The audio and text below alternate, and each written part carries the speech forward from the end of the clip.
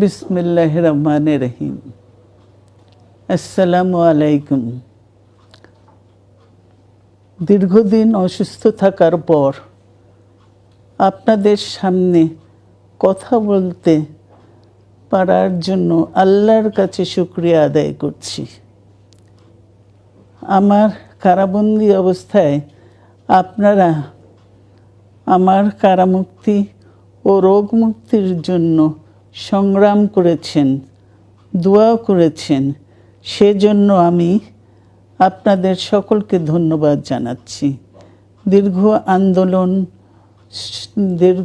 আন্দোলন সংগ্রাম ও ত্যাগের মধ্য দিয়ে আমরা ফ্যাসিবাদী অবৈধ সরকারের কাছ থেকে মুক্তি পেয়েছি। আমি আন্তরিক ধন্যবাদ জানাতে চাই আমাদের বীর সন্তানদের, যারা মরণপণ সংগ্রাম করে এই অসম্ভবকে সম্ভব করেছে।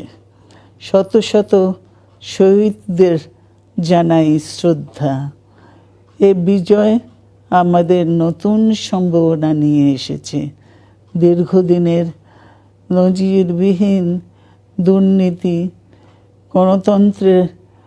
গণতন্ত্রের ধ্বংসের স্তূপের মধ্য থেকে আমাদের নির্মাণ করতে হবে এক সমৃদ্ধ বাংলাদেশ।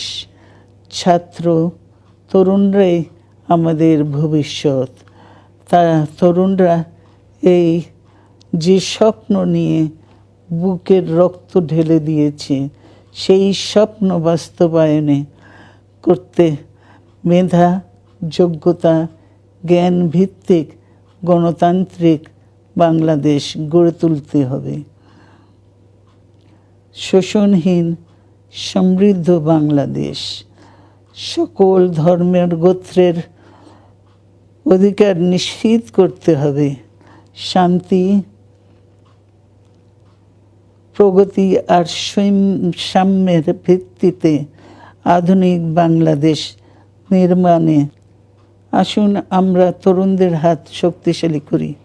ধ্বংস নয়, প্রতিশোধ নয়, প্রতিহিংসা নয়, ভালোবাসা, শান্তি ও জ্ঞান ভিত্তিক সমাজ গড়ে তুলি। আল্লাহ হাফেজ। বাংলাদেশ জিন্দাবাদ।